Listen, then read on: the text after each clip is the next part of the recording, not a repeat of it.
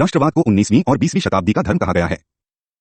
इसे विश्व के बारे में सोचने का तरीका माना जाए तो यह ऐतिहासिक घटनाक्रमों की व्याख्या करने और वर्तमान राजनीति का विश्लेषण करने में राष्ट्र की भूमिका के महत्व पर जोर देता है और यह दावा भी करता है कि राष्ट्रीय चरित्र मनुष्यों के बीच भेद करने वाला एक व्यापक तत्व है। राष्ट्रवाद यह मान्यता लेकर चलता है कि सभी मनुष्यों की एक और केवल एक राष्ट्रीयता होनी चाहिए और उसे ही उनकी अस्मिता और निष्ठा का प्रमुख कारक होना चाहिए। इसका यह अर्थ हुआ कि लोगों को अपने आप को एक राष्ट्रीयता के सदस्य के रूप में देखना चाहिए और राष्ट्र के हितों की रक्षा और प्रोन्नति के लिए आवश्यक कोई भी बलिदान करने को तैयार रहना चाहिए। सार्वभौमिक प्रयोज्यता के सिद्धांत के रूप में राष्ट्रवाद अपने भाग्य का स्वयं फैसला करने के योग्य होने की जनता की इच्छा का और अपनी संस्कृति और व्यक्तित्व को विकसित करने वाली जनता के रूप में सम्मान प्राप्त करने की उनकी इच्छा का भी प्रतिनिधित्व करता है। पिछले 200 वर्षों के दौरान राष्ट्रवाद ने उदारवाद, समाजवाद और साम्यवाद का दामन पकड़ा है और विजय प्राप्त की है। विश्व में हर कहीं राष्ट्रवाद सबसे पहले आता है और अन्य विचारधाराएं दूसरे स्थान पर आती हैं। 20वीं शताब्दी के पूर्वार्ध में पूर्व औपनिवेशिक देशों में चले राष्ट्रीय आंदोलनों और उसी शताब्दी के अंत में सोवियत संघ के विघटन ने राष्ट्रवाद के शक्तिशाली स्वरूप को उजागर किया। आज हम उस युग में जी रहे हैं जहां शांतिपूर्ण बहुसंस्कृतिवाद के बजाय राष्ट्रों के सामने सर्वनाश का खतरा लगातार बना रहता है। राष्ट्रवाद उन्हें उनकी संस्कृति के संरक्षण का एक उपयोगी साधन प्रदान करता है। यह तथ्य तब और भी महत्वपूर्ण हो जाता है जब भूमंडलीकरण के संदर्भ में सभी समुदायों अथवा संप्रदायों को एकरूपता देने का प्रयास किया जाता है। 11.2 राष्ट्रवाद क्या है? 11.2 राष्ट्रवाद क्या है? राष्ट्रवाद अनेक तत्वों का मिश्रण है जिनमें से कुछ की जड़ें मानवीय प्रकृति में हैं और जिनमें से अनेक का एक लंबा इतिहास है। फिर भी यह एक आधुनिक परिघटना है। इसका पता करना तो कठिन है ही, स्पष्ट शब्दों में इसकी व्याख्या करना और भी कठिन है। एक अर्थ में है यह उस समूह का विस्तार होता है जिसका सदस्य कोई व्यक्ति है। यह अर्थ में यह एक प्रकार का सामूहिक अहंवाद होता है। नकारात्मक अर्थ में लें तो यह अजनबी के प्रति उस भय का प्रकटीकरण है जिसकी जड़ें मानव स्वभाव में गहरे बैठी होती हैं। आधुनिक अर्थ में इसका जन्म परिचित भूमि और लोगों के प्रति उस प्रेम से होता है जिसे अक्सर राष्ट्रभक्ति का मूल तत्व माना जाता है।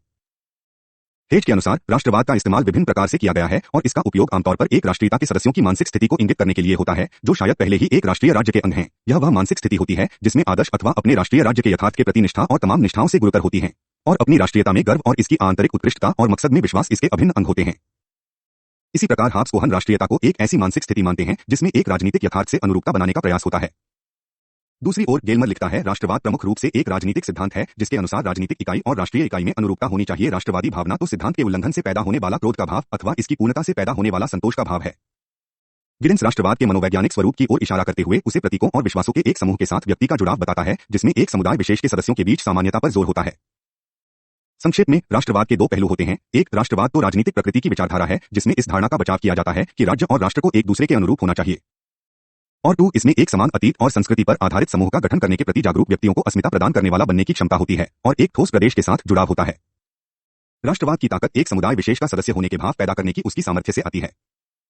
लोगों में एकजुटता का भाव पैदा करने में प्रतीकों और कर्मकांडों की प्रमुख भूमिका होती है।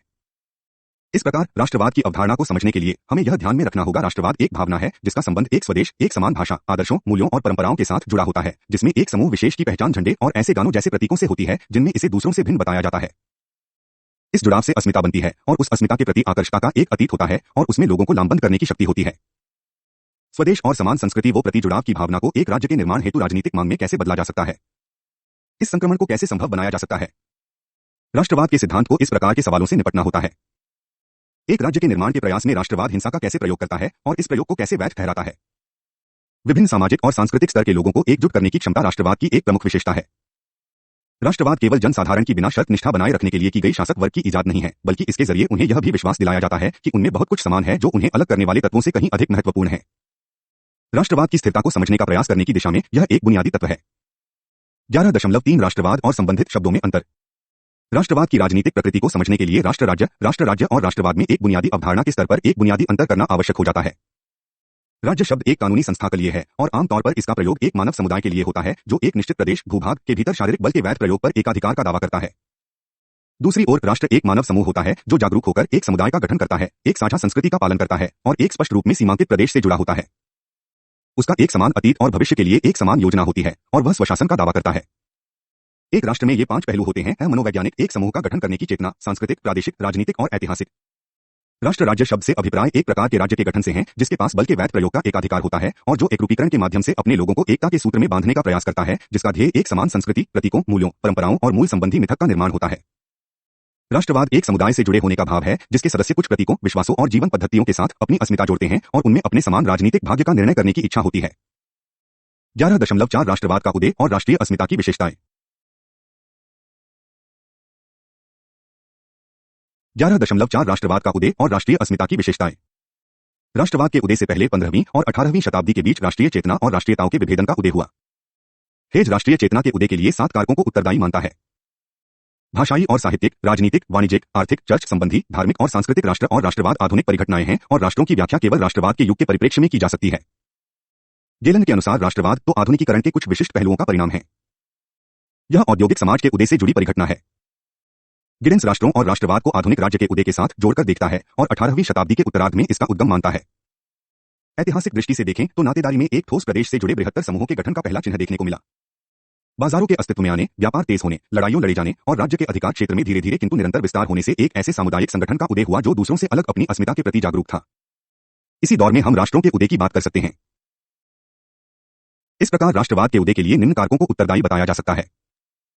आय, व्यक्तिगत मत जो पुनरुत्थानवादी और सुधारवादी युग का लक्षण था। 3 चर्च की सार्वभौमिक सत्ता का विघटन, उभरते व्यापारी वर्गों में एकरूप व्यापारिक नियमों, व्यापार में सामंती बाधाओं के उन्मूलन और ऐसी स्थितियां पैदा करने की इच्छा जिनमें वे शांतिपूर्वक व्यापार करके लाभ भी कमा सकें। 4 रक्तपात, हिंसा और असहिष्णुता के युग में शांति, व्यवस्था और सुरक्षा की इच्छा। बी, उन सम्राटों की व्यक्तिगत महत्वाकांक्षाएं जिन्होंने अपेक्षाकृत अधिक शक्तिशाली सामंती सरदारों के विरुद्ध जाकर उभरते व्यापारी वर्ग से गठजोड़ किया। और 4 प्रादेशिक संप्रभुता की नीति जिसमें राष्ट्रवादियों को अत्यधिक सुविधाजनक सैद्धांतिक हथियार थमा दिया जिसकी मदद से प्रतिद्वंद्वी सागंती अथवा धार्मिक आकाओं के दावे का मुकाबला किया जा सकता था।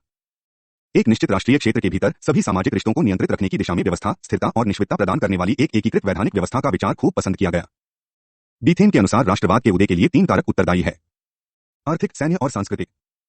पुनरुत्थानकारी और सुधारवादी युग के बाद प्रशासन और कर से जुड़े एक से कानूनों को जब राज्य में लागू किया तो उससे राष्ट्रीय बाजारों की स्थापना में मदद मिली, राष्ट्रीय उद्योग के विस्तार के लिए एकीकृत बाजार मिले और विदेशी बाजारों को पछाड़ने में भी मदद मिली।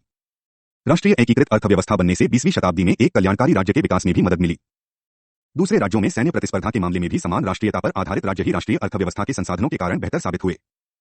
फिर वे एकीकृत राष्ट्रीय सेना के निष्ठापूर्ण सहयोग पर भी निर्भर कर सकते थे। तीसरे, राष्ट्र राज्य लोगों की सांस्कृतिक, धार्मिक, जातीय, भाषाई अपेक्षाओं को पूरा करने में सक्षम था। इस प्रकार राष्ट्रीय चेतना ने राज्यों की स्थिति को मजबूत करने और आंतरिक तथा बाहरी चुनौतियों का सामना करने में सहायता की। राष्ट्रीय अस्मिता की विशेषताएं। राष्ट्र राज्य के साथ उदित होने वाली एक आधुनिक परिघटना के रूप में राष्ट्रवाद के राजनीतिक पहलू से हटकर एक बड़ा सवाल यह है कि राष्ट्रीय अस्मिता का निर्माण कैसे होता है। दूसरे शब्दों में, कुछ तर्कसंगत घटनाक्रमों के साथ ऐसे महत्वपूर्ण क्षेत्र होते हैं जो कम तर्कसंगत होकर भी कम महत्वपूर्ण नहीं होते और उनका संबंध एक भावना और संवेग पैदा करने से होता है। गिबर्नो के अनुसार व्यापक तौर पर 3 कारक हैं जो एक राष्ट्रीय अस्मिता के निर्माण में सहायक रहे हैं। 1, मुद्रण प्रणाली का विकास और बोलियों का उदय। 2, राष्ट्रीय अस्मिता और संस्कृति का परस्पर संबंध। और 3, समान प्रतीक और संस्कार। अब हम इन कारकों पर विस्तार से विचार करेंगे। यूरोप में प्रिंटिंग प्रेस के आविष्कार के बाद हुए बोलियों के विकास ने एक समुदाय के प्रति जुड़ाव की भावना पैदा करने में एक निर्णायक भूमिका अदा की। राष्ट्रीय चेतना का विकास किसी संस्कृति विशेष के उन साझा मूल्यों, परंपराओं और स्मृतियों से होता है जिसे एक विशेष भाषा में सोचा और बोला जाता है। यद्यपि बोली राष्ट्रीय चेतना के निर्माण के विकास का अनिवार्य आधार नहीं है, फिर भी वह इस समुदाय को सुगम बनाने में सहायक तो होती है। जहां राष्ट्र और राज्य का विस्तार साथ साथ हुआ, वहां शिक्षा और साक्षरता के साधारणीकरण ने लोगों के बीच संवाद की संभावना को मजबूत ही नहीं किया बल्कि एक प्रकार सामुदायिक बोध के विकास में भी सहायता की। अंग्रेजी, फ्रांसीसी और जर्मन भाषाओं के विकास और स्कूली व्यवस्था पर आधारित शिक्षा प्रणाली के परिणामस्वरूप एक प्रगाढ़ राष्ट्रीय चेतना का निर्माण हुआ। जब राज्य एक संस्कृति और भाषा का थोपने में सफल होता है तो यह राष्ट्रवाद होता है जो राष्ट्रों को जन्म देता है। यदि राष्ट्र कामयाब होता है तो वह राजनीतिक संबंधों के अलावा आर्थिक, प्रादेशिक, धार्मिक, भाषाई और सांस्कृतिक जैसे मिलेजुले संबंधों को विकसित करने में सफल होता है। दूसरा, राष्ट्रीय अस्मिता से जुड़ा प्रमुख प्रश्न है, मैं कौन हूं?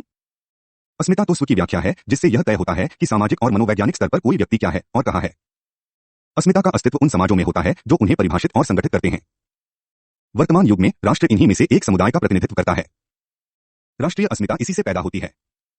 अस्मिता को तय करने के मानदंड।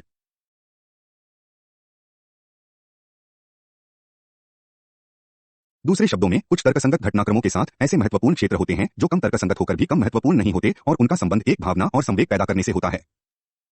गिबर्नो के अनुसार व्यापक तौर पर 3 कारक हैं जो एक राष्ट्रीय अस्मिता के निर्माण में सहायक रहे हैं। 1, मुद्रण प्रणाली का विकास और बोलियों का उदय। 2, राष्ट्रीय अस्मिता और संस्कृति का परस्पर संबंध। और 3, समान प्रतीक और संस्कार। अब हम इन कारकों पर विस्तार से विचार करेंगे। यूरोप में प्रिंटिंग प्रेस के आविष्कार के बाद हुए बोलियों के विकास ने एक समुदाय के प्रति जुड़ाव की भावना पैदा करने में एक निर्णायक भूमिका अदा की। राष्ट्रीय चेतना का विकास किसी संस्कृति विशेष के उन साझा मूल्यों, परंपराओं और स्मृतियों से होता है जिसे एक विशेष भाषा में सोचा और बोला जाता है। यद्यपि बोली राष्ट्रीय चेतना के निर्माण के विकास का अनिवार्य आधार नहीं है, फिर भी वह इस समुदाय को सुगम बनाने में सहायक तो होती है। जहां राष्ट्र और राज्य का विस्तार साथ साथ हुआ, वहां शिक्षा और साक्षरता के साधारणीकरण ने लोगों के बीच संवाद की संभावना को मजबूत ही नहीं किया बल्कि एक प्रगाढ़ सामुदायिक बोध के विकास में भी सहायता की। अंग्रेजी, फ्रांसीसी और जर्मन भाषाओं के विकास और स्कूली व्यवस्था पर आधारित शिक्षा प्रणाली के परिणामस्वरूप एक प्रगाढ़ राष्ट्रीय चेतना का निर्माण हुआ। जब राज्य एक संस्कृति और भाषा का थोपने में सफल होता है तो यह राष्ट्रवाद होता है जो राष्ट्रों को जन्म देता है।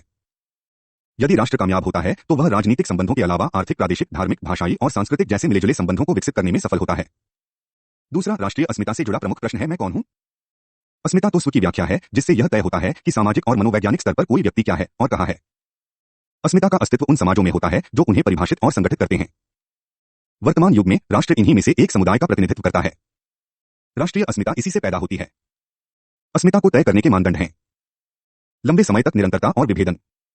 जहां निरंतरता का आधार ऐतिहासिक मूल में होता है, वहीं विभेदन का उदय एक साझा संस्कृति वाले समुदाय के गठन की चेतना से होता है, जो सदस्यों और अजनबियों के बीच भेद करने वाले ठोस प्रादेशिक क्षेत्र से जुड़ा होता है। यह अस्मिता 3 कार्य करती है। यह व्यक्ति को उसकी समान राजनीतिक अस्मिता के बारे में निर्णय लेने के अधिकार जैसे विकल्प चुनने में सहायता करती है। 2. यह दूसरों के साथ संबंध को संभव बनाती है, क्योंकि राष्ट्र एक साझा समूह होता है जिसमें एक समान संस्कृति वाले व्यक्ति साथ साथ रहने और काम करते हैं। और 3. राष्ट्रीय अस्मिता व्यक्तियों को एक श्रेष्ठतर सत्ता के साथ जुड़ने की शक्ति और लोच प्रदान करती है। इस अस्मिता का निर्माण एक साझा संस्कृति के विकास से होता है, जिसमें वे मूल्य, विश्वास, प्रथाएं, परंपराएं, आदतें और रीतियां आती हैं, जो एक समुदाय विशेष की संस्कृति ग्रहण करने वाले नए सदस्यों को हस्तांतरित कर दी जाती हैं। एक विशिष्ट संस्कृति के तत्वों के साथ पहचान जोड़ने की प्रक्रिया में एक सशक्त भावनात्मक निवेश निहित होता है।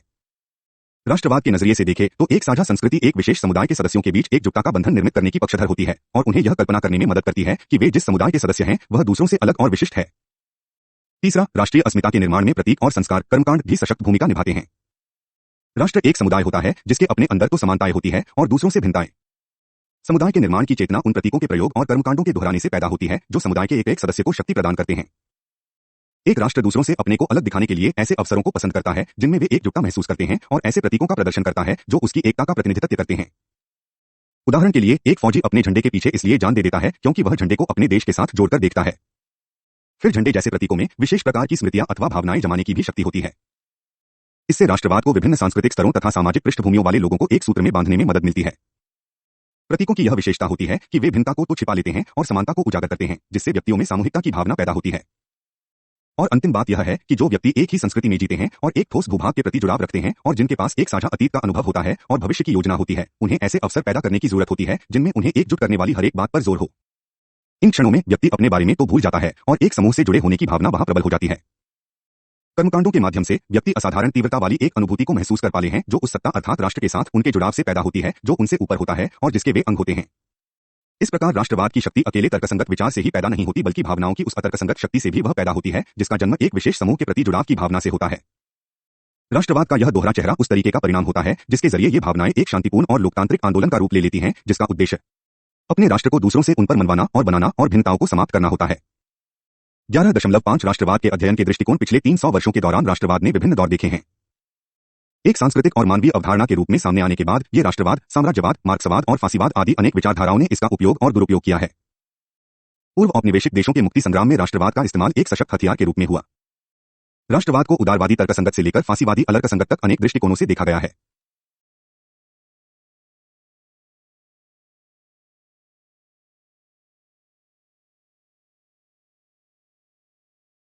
इनमें से प्रमुख दृष्टिकोण हैं राष्ट्रवाद का उदारवादी दृष्टिकोण 1, मानवतावादी 2, विस्तारवादी राष्ट्रवाद का मार्क्सवादी दृष्टिकोण, राष्ट्रवाद का अविभाज्य फासीवादी दृष्टिकोण, राष्ट्रवाद का साम्राज्यवाद विरोधी दृष्टिकोण। अब हम इन दृष्टिकोणों पर विस्तार से विचार करेंगे।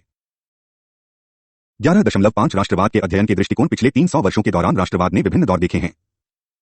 एक सांस्कृतिक और मानवीय अवधारणा के रूप में सामने आने के बाद ये राष्ट्रवाद, साम्राज्यवाद, मार्क्सवाद और फासीवाद आदि अनेक विचारधाराओं ने इसका उपयोग और दुरुपयोग किया है।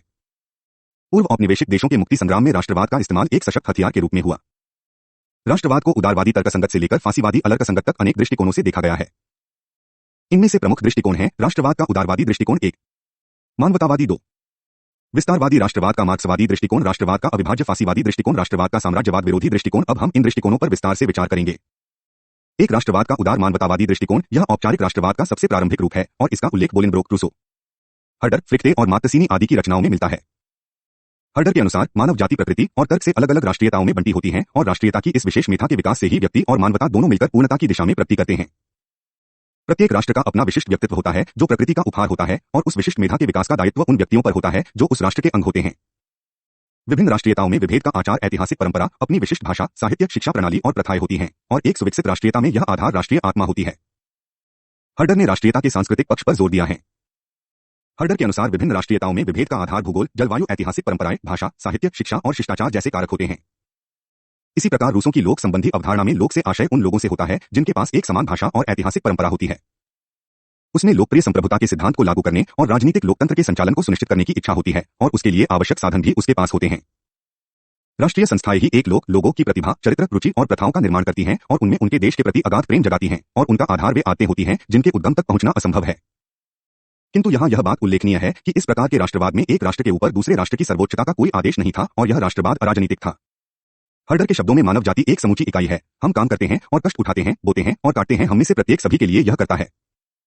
एक राष्ट्र की खुशी को दूसरे राष्ट्र पर नहीं लाया जा सकता। प्रत्येक को अपने तरीके से अपनी खुशी ढूंढनी और पानी होगी। मानवता का आदर्श समस्त राष्ट्रों से ऊपर होता है।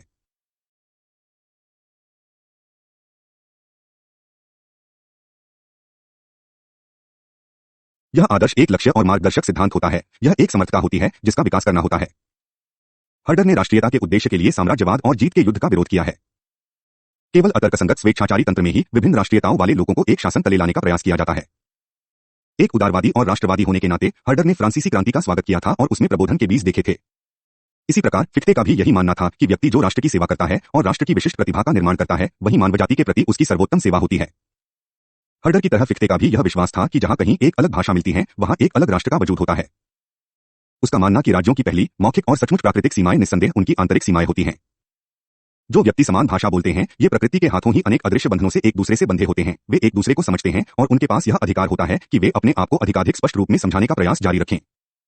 प्रशिया पर नेपोलियन की विजय के बाद राष्ट्रवाद के प्रति उसके विचार अत्यधिक अहमवादी भाषा में व्यक्त होते थे। यह वह भाषा थी जिसका प्रयोग सभी देशों के राष्ट्रभक्तों ने विदेशी शासन के प्रति विरोध की स्थिति पैदा करने के लिए किया है। एकता के लिए की गई ऐसी ही अपील से अंतः जर्मन राष्ट्र का उदय हुआ। फिख्ते की विचारधारा में सांस्कृतिक राष्ट्रवाद ने राजनीतिक स्तर पर जागरूक और सक्रिय रूप लिया। अपनी पुस्तक द क्लोज्ड कमर्शियल स्टेट में फिख्ते ने आर्थिक राष्ट्रवाद के पक्ष में तर्क दिए।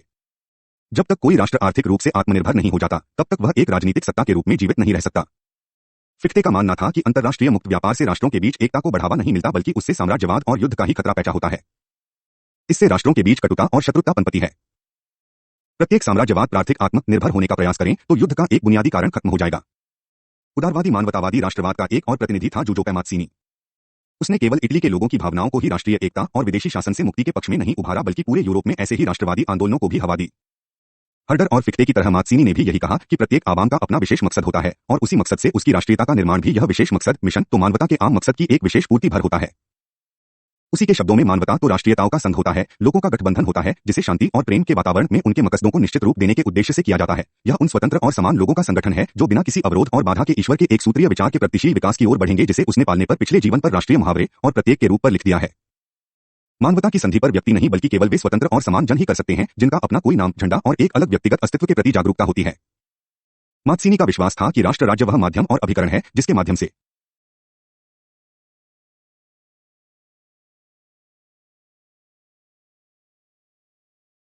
दो विस्तारवादी दृष्टिकोण। मात्सिनी जैसे चिंतकों के इस दृष्टिकोण के विपरीत की मुक्त संग्रामों से राष्ट्रीयताओं को एकता और स्वाधीनता हासिल होगी। उदारवादी युद्धों की विजय में वही बुराइयां उभर कर आई जिनका उन्हें विनाश करना था, बल्कि वे तो पहले से भी कहीं अधिक विनाशकारी और व्यापक युद्धों की अग्रदूत बन गए। राष्ट्रीय एकीकरण और लोकतंत्र ने अंतर्राष्ट्रीय स्तर पर वैमनस्य को और भी तेज कर दिया और जनवरी को उसका सक्रिय सहभागी बना दिया। 1850 के दशक के बाद औद्योगिक क्रांति अनेक यूरोपीय देशों और अमेरिका तक फैल चुकी थी। एकताबद्ध राष्ट्रों के पास अब औपनिवेशिक अथवा अन्य विजय की नीतियों के लिए आवश्यक जुड़ाव और भावनात्मक बल था।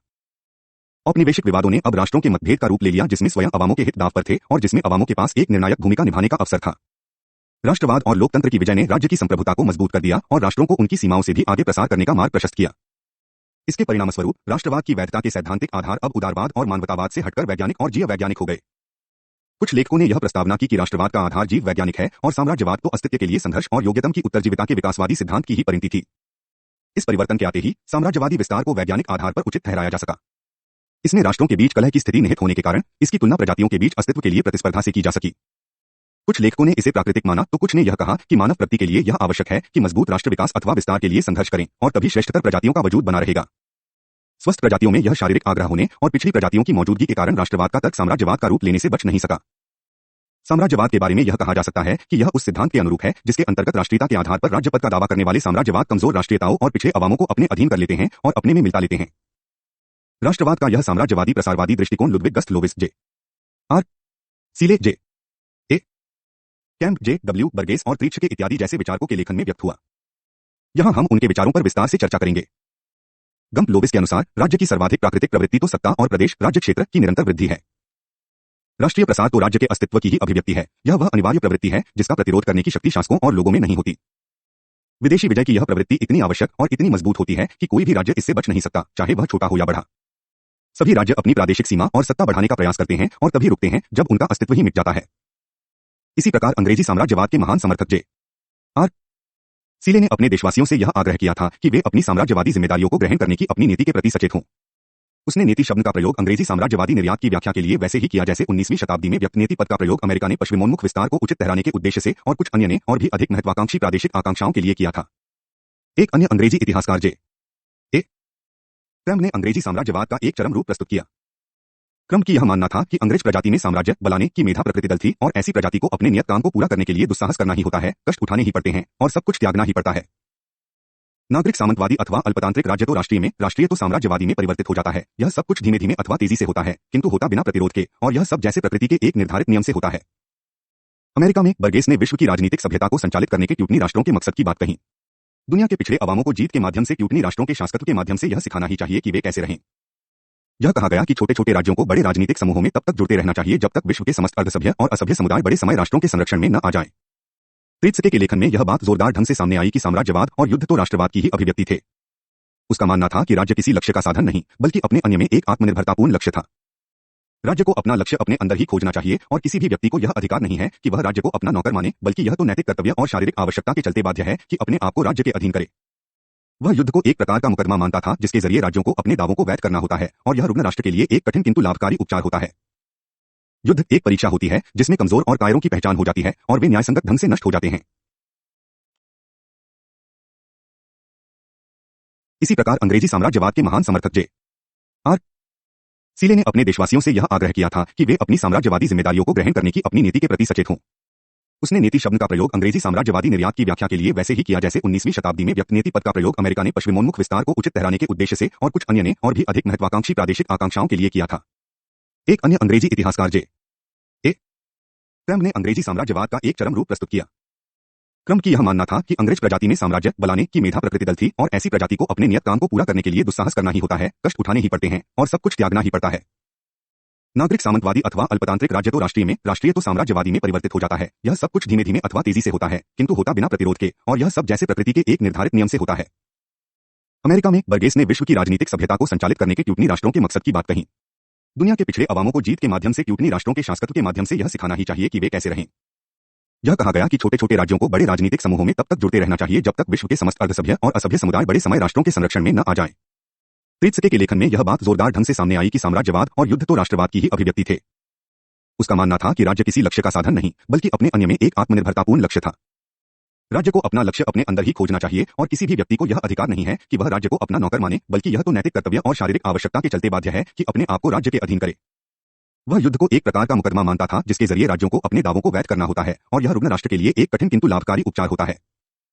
युद्ध एक परीक्षा होती है जिसमें कमजोर और कायरों की पहचान हो जाती है और वे न्यायसंगत ढंग से नष्ट हो जाते हैं।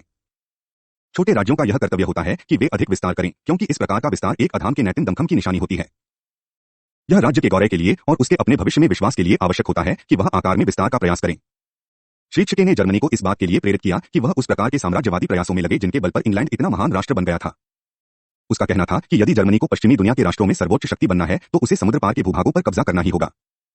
इस प्रकार पहले जिस राष्ट्रवाद को एक रूपीय समूह को सांस्कृतिक बंधन में बांधने का साधन माना जाता था, वहीं अब अपने आप में एक लक्ष्य और साम्राज्यवादी विस्तार का साधन बन गया। वह यूरोप और संयुक्त राज्य अमेरिका के औद्योगिक देशों के हाथों में एशिया, अफ्रीका और लैटिन अमेरिका के अविकसित देशों को जीतने का एक शक्तिशाली हथियार बन गया।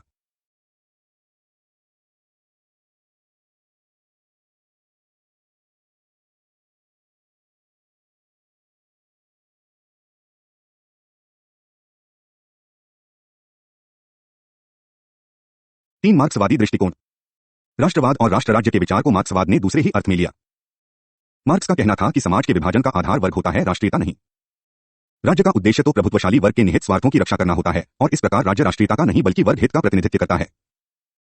अपने युग के बारे में लिखते हुए मार्क्स ने इस बात पर जोर दिया था कि यद्यपि पूंजीवादी उदारवादी राज्य राष्ट्रीय हित की बात करता है, फिर भी औद्योगिकीकरण ने एक ऐसे मजदूर वर्ग को जन्म दिया है जिसका हित सार्वभौमिक है, चाहे उसकी राष्ट्रीयता कुछ भी हो। इसका परिणाम यह हुआ है कि औद्योगिक देशों में राष्ट्रीयता की अवधारणा मृतप्राय है। चरम राष्ट्रवाद एक ऐसा वैचारिक साधन है जो वर्ग प्रभुत्व में सहायक होता है। यह बुर्जुआ वर्ग के हाथों गढ़ी गई कहानी है और इसका इस्तेमाल भी वह उसी तरह कर रहा है जैसे धर्म, आचार, लोकतंत्र, स्वतंत्रता, विज्ञान, कला अथवा साहित्य का किया था। मार्क्स का कहना था कि मजदूर वर्ग का कोई राष्ट्र नहीं है, इसके वर्गीय हित सार्वभौमिक हैं। मजदूर वर्ग की मुक्ति तो विश्व स्तर पर उत्पादक शक्तियों के विकास में निहित थी जो राष्ट्र राज्य के संकीर्ण क्षेत्र में संभव नहीं था। इस प्रकार सिद्धांत रूप में मार्क्स और एंगेल्स ने राष्ट्रीयताओं के उन्मूलन का विचार दिया जो उनके अनुसार मध्यम वर्ग की विचारधारा का सृजन था। मार्क्स की दृष्टि में राष्ट्रवाद तो बुर्जुआ हितों की अभिव्यक्ति है। उसके अनुसार बुर्जुआ वर्ग ने अपनी सुविधानुसार यह मान लिया कि राष्ट्र केवल पूंजीवादियों से बनता है, इसलिए देश उनका है। उसका तर्क था कि एक वर्ग के रूप में बुर्जुआ वर्ग का हित साझा था और यह हित समुदाय देश के अंदर सर्वहारा के खिलाफ और देश के बाहर अन्य राष्ट्रों के बुर्जुआ के खिलाफ खड़ा होता है। इसी के बुर्जुआ अपनी राष्ट्रीयता कहता जर्मन विचारधारा जर्मन आइडियोलॉजी में मार्क्स ने सर्वहारा को एक ऐसा वर्ग कहा है जिसके समान अन्य कोई वर्ग नहीं है, जिसे समाज में अब एक वर्ग नहीं माना जाता, एक वर्ग के रूप में महत्व नहीं दिया जाता और जो अपने आप में सभी वर्तमान समाज के भीतर सभी वर्गों और राष्ट्रीयताओं के विलीन होने की अभिव्यक्ति है। आधुनिक पूंजीवादी समाज में सर्वहारा जितना अधिक जीवन काम में बिताता है उतना ही वह गरीब होता जाता है। मार्क्स ने इस स्थिति की निंदा की और यह सोचा कि समूची दुनिया के सर्वहारा एकजुट होकर संघर्ष कर सकते हैं। द कम्युनिस्ट मैनिफेस्टो साम्यवाद का घोषणापत्र में मार्क्स ने लिखा है, मजदूरों का कोई देश नहीं है। लोगों के बीच राष्ट्रीय मतभेद और शत्रुता का प्रतिदिन अधिकाधिक लोप हो रहा है। मजदूरों की राष्ट्रीयता न तो फ्रांसीसी है, न अंग्रेजी और न ही जर्मन, यह तो कारखाने की हवा है। उसकी जो जमीन है वह न तो जर्मन है, न अंग्रेजी और न ही फ्रांसीसी, यह तो जमीन के कई फुट नीचे है। इसी प्रकार एंगेल्स ने भी मार्क्स की बात दोहराते हुए कहा कि मजदूर वर्ग को अंतर्राष्ट्रीय संदर्भ में सोचना चाहिए। राष्ट्रीय एकपक्षता और संकीर्ण मानसिकता अधिकाधिक असंभव होती जाती है। अपने संगठन कम्युनिस्ट इंटरनेशनल के बारे में यह लिखा कि इंटरनेशनल किसी देश को मान्यता नहीं देता, इसकी इच्छा एकजुट होने की है, विलीन होने की नहीं। यह राष्ट्रीयता की मांग के खिलाफ है क्योंकि यह एक अवाम को दूसरे आवास से अलग करती है और अत्याचारी इसका इस्तेमाल पूर्वग्रह और शत्रुता पैदा करने में करते हैं।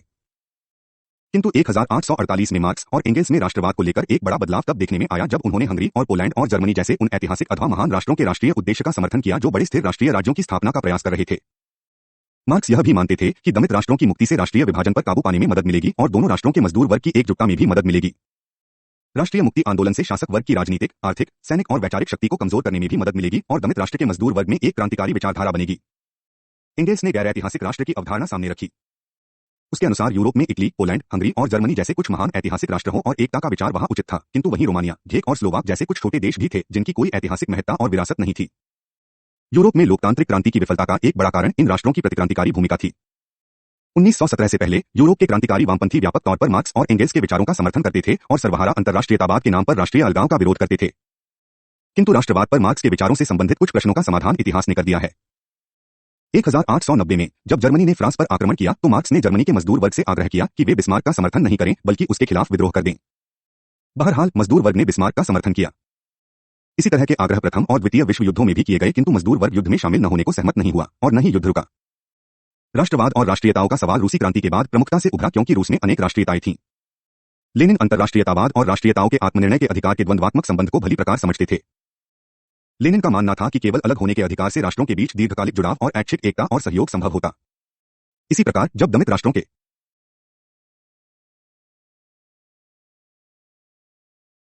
4 अविभाज्य फासीवादी दृष्टिकोण 19वीं शताब्दी में राष्ट्रवाद ने स्वतंत्रता और मुक्ति आंदोलनों में महत्वपूर्ण भूमिका निभाई। एक समय में यह एक प्रगतिशील सिद्धांत था जो फ्रांसीसी क्रांति से विरासत में प्राप्त लोकतांत्रिक सार्वभौमिक मूल्यों से अभिन्न रूप में जुड़ा था।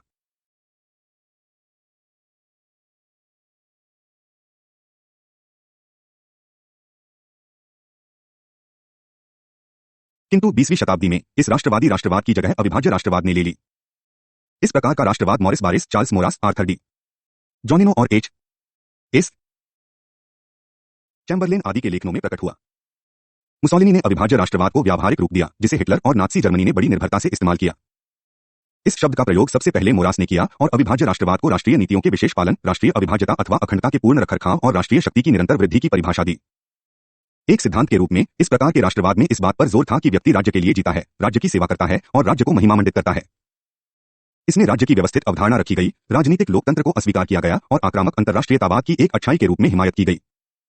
इसमें राष्ट्र के प्रति पूर्ण निष्ठा का आग्रह था और राष्ट्रीय हित को व्यक्ति और मानवता के हित के भी ऊपर रखने का प्रशंसा भाव था। अविभाज्य राष्ट्रवाद का एक प्रारंभिक हिमायती मॉरिस बारिस था जिसका मानना था कि फ्रांसीसी राष्ट्रवाद को बढ़ावा देने के लिए क्षेत्रीयतावाद को प्रोत्साहित किया जा सकता है।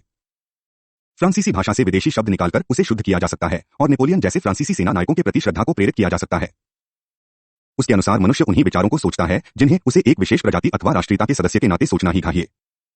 रक्त और माटी का राष्ट्रवाद के जुड़वा आधार हैं और व्यक्तिगत तथा सामाजिक जीवन के निर्धारक तत्व हैं। इन विचारों को एक अन्य फ्रांसीसी चार्ल्स मोरास ने आगे बढ़ाया। उसने एक सच्चे राष्ट्रवादी की यह परिभाषा दी, वह अपने देश को सभी बीजों के ऊपर रखता है। इसलिए यह सभी निलंबित प्रश्नों को राष्ट्रीय हित के सापेक्ष रखकर उनकी कल्पना करता है, उनसे निपटता है और उनका समाधान करता है। बारिस की तरह उसने भी यह तर्क दिया कि मृतकों का सम्मान जीवितों में सर्वाधिक सक्रिय के रूप में करना चाहिए। उसका यह कहना था कि मृतकों से ही जीवितों को पहल की प्रेरणा मिलती है। उसने न केवल रक्त पंथ का सृजन किया बल्कि पवित्र माटी के पंथ को भी प्रोत्साहित किया। किंतु हेस के अनुसार चार्ल्स मोराज के पूरे लेखन में उसका अविभाज्य राष्ट्रवाद घृणा पैदा करने वाला रहा है। उसने फ्रांसीसियों के भीतर यहूदी, प्रोटेस्टेंट, उदारवादी और साम्यवादी जैसे बाहरी प्रभावों के प्रति घृणा का निरंतर उपदेश दिया। जर्मन, अंग्रेज, अमेरिकी और रूसी आदि विदेशियों के खिलाफ निरंतर सीधे विश्वमन किया। यह 100% फ्रांसीसी राष्ट्रवाद का पक्षधर था, जो संदेहजनक भी है और प्रभावी भी। मुसोलिनी और इतालवी फासीवाद में अविभाज्य राष्ट्रवाद को ठोस अभिव्यक्ति मिली। बेनेडेटो क्रोचे, जोवानी जेंटिले और विंसेंजो ग्लोबेर्टी ने अपने लेखन में राष्ट्रवाद को धीरे धीरे उदारवाद से अलग कर दिया और उसे एक पवित्र अहमवाद के पंथ का रूप दे दिया। फासीवाद एक विरोधी आंदोलन था, उदारवाद विरोधी, संसद विरोधी, यहूदीवाद विरोधी, साम्यवाद विरोधी, आंशिक रूप में पूंजीवाद विरोधी, बुर्जुआ विरोधी और पुरोहित विरोधी। इन स्थितियों में राष्ट्रवादी भावनाओं के साथ मिटकर सर्वराष्ट्रवाद को जन्म दिया, जिसके चलते विद्यमान राज्यों के लिए चुनौती खड़ी हुई और फासीवादी शासनों की अधिकांश उग्र प्रसारवादी विदेश नीति को आकार मिला। मुसोलिनी के अनुसार फासीवाद की बुनियाद तो राज्य की अवधारणा, इसका चरित्र, इसका दायित्व और लक्ष्य था। जनता का संरक्षक होने के अतिरिक्त राज्य को पूर्ण रूप से जनता की भावना का रक्षक और संप्रेषक भी माना गया। राज्य ही अपने नागरिकों को नागरिक शुचिता की शिक्षा देता है, उन्हें उनके मकसद के प्रति जागरूक करता है और उनमें एकता पैदा करता है। यह मनुष्य को आदिम जनजातीय जीवन से मानवीय सत्ता की उस उच्चतम अभिव्यक्ति होती है और इसकी विपरीत स्थिति पतन की निशानी होती है। युद्ध को यहाँ एक अच्छे लक्ष्य के रूप में सराहा गया और युद्ध का उद्देश्य पराजित राष्ट्र का पुनर्वास नहीं बल्कि उसका सर्वनाश माना गया। इस प्रकार फासीवाद में राष्ट्रवाद पूरी तौर पर पतनशील और उच्छेदनवादी हो गया। अविभाज्य राष्ट्रवाद से निकट से जुड़ा नस्ल की सर्वोच्चता का सिद्धांत था।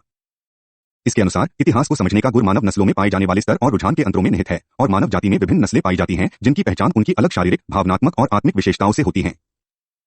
उदाहरण स्वरूप मानव जाति को 3 प्रमुख नस्लों श्वेत, पीली और अश्वेत में विभाजित करते हुए गोबिनो ने श्वेत अथवा आर्य प्रजाति को सर्वोच्च बताया, जो स्वभाव से ही शासकों की प्रजाति होती है। एक सिद्धांत के रूप में नस्लवाद तो भिन्न के प्रति घृणा की बात करता था और उन्हें राजनीतिक, नागरिक और सामाजिक अधिकार नहीं देने की हिमायत करता था। वैसे तो उदारवादी राष्ट्रवाद में हम और वे के बीच अंतर किया जाता था, किंतु अपने फासीवादी रूप में राष्ट्रवाद अपने अतिवादी स्वरूप में आ गया, जिसमें अन्य के अस्तित्व को हीन और संभावी शत्रु समझा जाता था।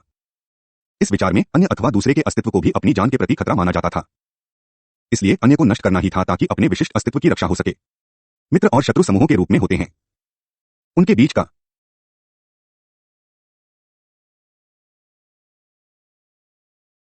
उदाहरण स्वरूप मानव जाति को 3 प्रमुख नस्लों श्वेत, पीली और अश्वेत में विभाजित करते हुए गोबिनो ने श्वेत अथवा आर्य प्रजाति को सर्वोच्च बताया, जो स्वभाव से ही शासकों की प्रजाति होती है। एक सिद्धांत के रूप में नस्लवाद तो भिन्न के प्रति घृणा की बात करता था और उन्हें राजनीतिक, नागरिक और सामाजिक अधिकार नहीं देने की हिमायत करता था। वैसे तो उदारवादी राष्ट्रवाद में हम और वे के बीच अंतर किया जाता था, किंतु अपने फासीवादी रूप में राष्ट्रवाद अपने अतिवादी स्वरूप में आ गया, जिसमें अन्य के अस्तित्व को हीन और संभावी शत्रु समझा जाता था। इस विचार में अन्य अथवा दूसरे के अस्तित्व को भी अपनी जान के प्रति खतरा माना जाता था। इसलिए अन्य को नष्ट करना ही था ताकि अपने विशिष्ट अस्तित्व की रक्षा हो सके। मित्र और शत्रु समूहों के रूप में होते हैं। उनके बीच का टकराव अनिवार्य रूप में पूर्ण ही होना चाहिए, जिसमें शत्रु का विनाश अवश्य होना बाह्य। यह सीमाएं निर्धारित करने का नहीं, बल्कि उन सभी को समाप्त कर देने का मामला था जो भिन्न हैं, चाहे उनके विचार और दृष्टिकोण कुछ भी हों। नस्लवाद के मामले यही हुआ जब उसे राष्ट्रवाद में शामिल कर लिया गया। उदाहरण स्वरूप नात्सीवाद ने बृहत्तर जर्मनी के निर्माण की हिमायत की। जर्मन समस्याओं का कारण बताए गए लोगों के सहार को उनकी नस्लीय हीनता के आधार पर उचित ठहराया गया। दूसरे के वजूद को आर्य श्रेष्ठता के प्रति खतरा समझा गया। प्रदूषण अथवा नस्ल की मिलावट से किसी भी कीमत पर बचना ही था। संक्षेप में फासीवाद और नात्सीवाद दोनों ने ही राष्ट्रवाद को एक मिथक के रूप में इस्तेमाल किया।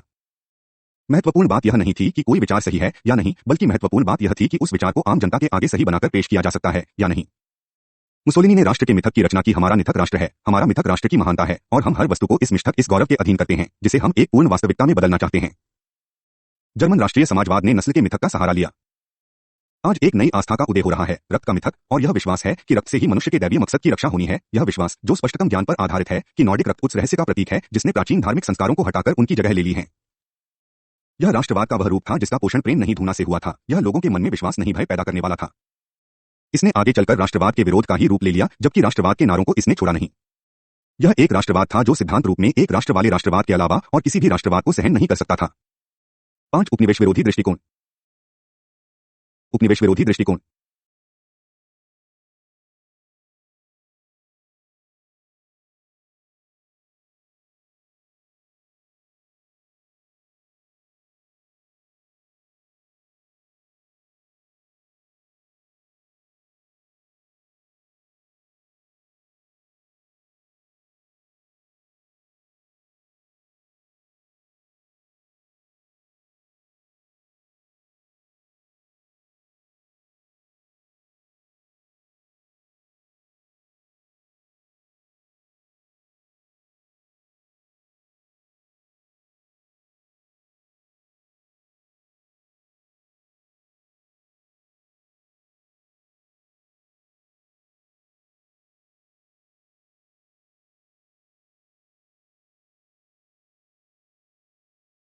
इसके साथ ही राष्ट्रवाद वह रचनात्मक शक्ति थी जो लोगों को राष्ट्रीय पुनर्निर्माण में अपना योगदान करने को प्रेरित कर सकती थी।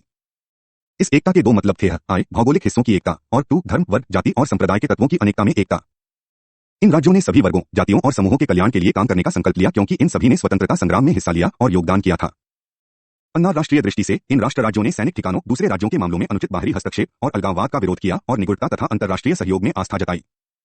उपनिवेश विरोधी राष्ट्रवाद की एक प्रमुख विशेषता यह थी कि अधिकांश मामलों में इस बात की कोई तुक ही नहीं थी कि राज्य के उदय से पहले राष्ट्र का निर्माण हो। यहाँ राष्ट्रवाद के प्रारंभिक स्वरूप और उसके बाद के स्वरूप में अंतर किया जा सकता है। प्रारंभिक राष्ट्रवाद जहां औपनिवेशिक शासकों के विरुद्ध एक आंदोलन था और उसने स्वाधीनता के लिए संघर्ष किया, वहीं बाद में उसने एक राजनीतिक प्रवचन का रूप ले लिया, जिसका इस्तेमाल नए नेताओं ने उस राष्ट्र के निर्माण के प्रयास में किया जिसमें औपनिवेशिक युग से विरासत में मिले राज्य की वैधता को बनाए रखने की सामर्थ्य थी। स्वाधीनता प्राप्ति के बाद इन औपनिवेशिक राज्यों ने नए राज्यों की स्थापना की, अपनी सीमाएं खींची, अपनी राजधानियां बनाई और अपनी आर्थिक आवश्यकताओं के अनुरूप एक केंद्रीय प्रशासन और राजनीतिक संस्थाओं का गठन किया। इसके परिणामस्वरूप प्रत्येक उपनिवेश अवामों का समूह हो गया। पुराने राज्य अथवा अपने अंश एक ही सीमा के अंदर आ गए। ये सभी राज्य विभिन्न जातीय समुदायों और जनजातियों की मिलीजुली पच्चीदाकारी थे। इस प्रकार ऐसे क्षेत्रों में राज्यों की कृत्रिम और आरोपित प्रकृति स्वाधीनता के बाद वहां होने वाली अधिकांश परेशानियों का कारण बनी। इन राज्यों की सबसे बड़ी समस्या उनकी क्षणभंगुरता रही। नवनिर्मित राष्ट्र राज्यों ने पूर्व राष्ट्रीय संबंधों के स्थान पर राष्ट्रीय अस्मिता और निष्ठा की भावना को स्थापित करने के लिए संघर्ष की शुरुआत की, किंतु अनेक मामलों में आजादी के उत्सव से बना खुशी का माहौल जल्दी ही बदरंग हो गया।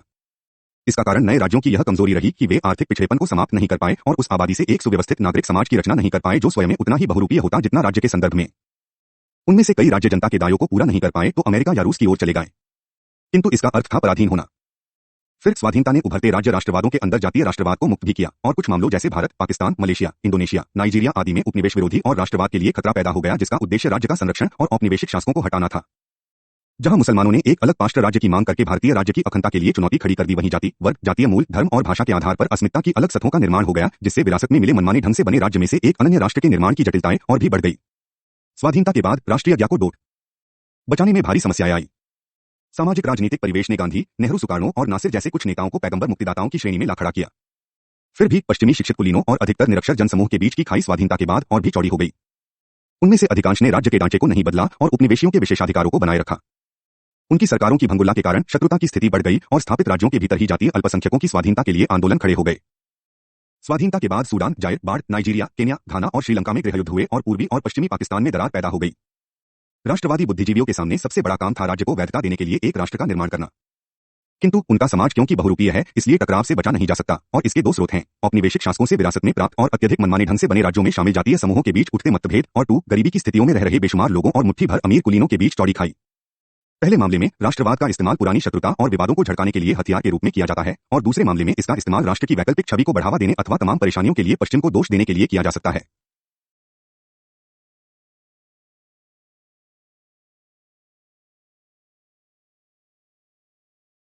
11.6 राज्य रहित राष्ट्र और राष्ट्र रहित राज्य। एक राजनीतिक सिद्धांत के रूप में राष्ट्रवाद यह कहता है कि राष्ट्र और राज्य में संगति होनी चाहिए।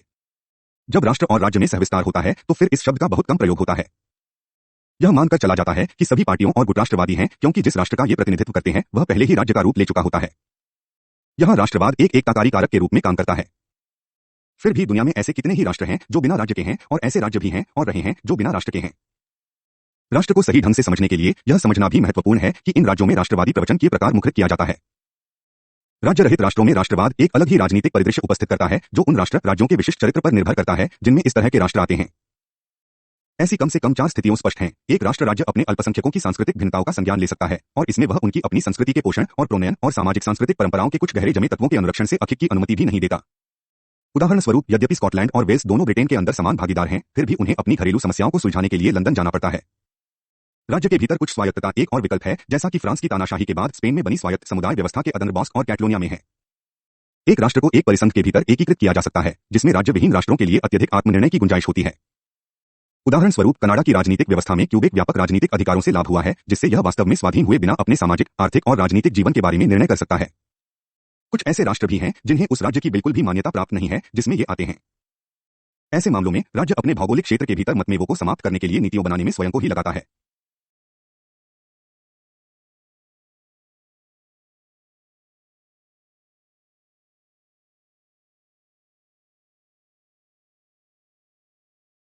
राष्ट्रीय अल्पसंख्यकों के सैनिक नियंत्रण के रूप में हिंसा भी एक विकल्प है।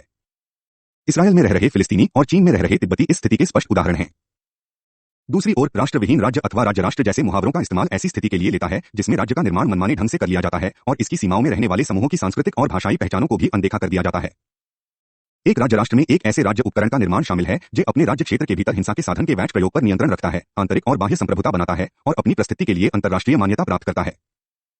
राष्ट्रहित राज्यों की धारणा को एशिया और अफ्रीका के पूर्व औपनिवेशिक देशों के मामले में लागू किया जाता है, जहां अधिकांश मामलों में इस बात का कोई अर्थ नहीं है कि राज्य के उदय से पहले राष्ट्र का निर्माण हुआ।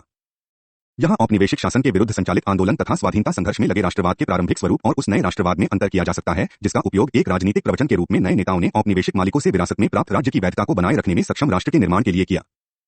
जैसा कि हम ऊपर कह चुके हैं, स्वाधीनतावाद की एक प्रमुख समस्या राष्ट्र निर्माण की अर्थात पूर्व राष्ट्रीय जातीय जनजातीय निष्ठाओं को राष्ट्रीय अस्मिता की भावना में बदलने की रही है। यहाँ राष्ट्र और आधुनिकता के बीच विभाजन के परिणामस्वरूप राज्य में मिलाए गए विविध समूहों के बीच दूरियां बढ़ी। इन राज्यों के आर्थिक पिछड़ेपन और बहुरूपीय प्रकृति के कारण इन्हें विविध जातीय समूहों और जनजातियों को एक राष्ट्रीय ढांचे में एकीकृत करने में सफलता नहीं मिली। इस तरह राज्य का अस्तित्व तो है, किंतु वह एक एकीकृत राष्ट्र राज्य की स्थिति तक अभी भी नहीं पहुंचा है।